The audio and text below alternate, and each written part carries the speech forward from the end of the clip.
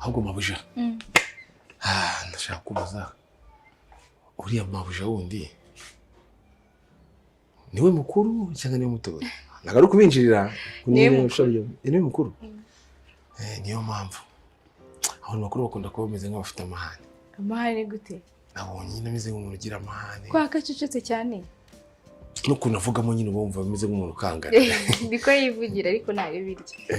nta mutima mubi we cyo mumbwira nakanganire rega nanjye nta kibazo cyanjye musore kuri mu cyaro nta mutima mubi nawe nta mutima mubi agira ego niko avuga ariko nimumenyerana uzabimenyera ni umwana mwiza pe twakora nyine umuntu bataramenyera abantu ariko nanjye rwose muzajyana munyishimiza abona ko nta kibazo cyanjye njye namaze kwishimira none se ko umuntu umeze nk'umuntu ugiye nanjye kujya ku muhanda